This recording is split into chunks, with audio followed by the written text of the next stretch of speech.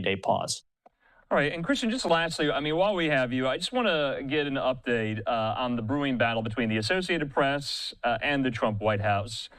Because it's one of the theme when we're talking about, the perception of flouting court orders or judges' rulings here, because despite a court order, a reporter and photographer from the AP were barred from this Oval Office news conference today with Bukele, and also, I believe, at the event today outside the White House, welcoming in the national champions there from Ohio State, the Buckeyes. Last week's federal court decision forbidding the administration from punishing the AP for refusing to rename the Gulf of Mexico was to take effect today, but the administration is appealing the decision and arguing with the outlet over whether it needs to change anything until those appeals are exhausted. So what is the White House's stance and strategy here? Because the appeals process is ongoing, is that why the AP is still not allowed in?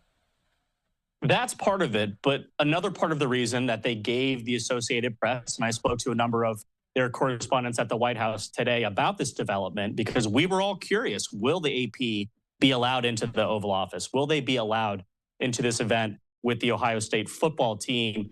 The White House is saying we have a rotation. We can't push people out of the rotation. You will be treated the same as all of the other wires. Now, in this quote-unquote rotation, the AP would be up later this week. So we might have a decision on the Trump administration's appeal of this initial ruling that they can sort of push back on and kick this football or move the goalposts further down the line here.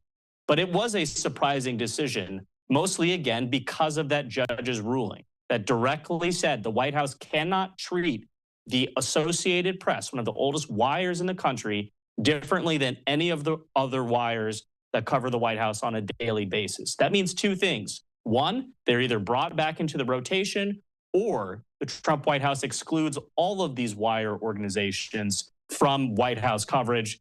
This is a development that we in the press will certainly be watching closely throughout this week and perhaps into next week as this story continues.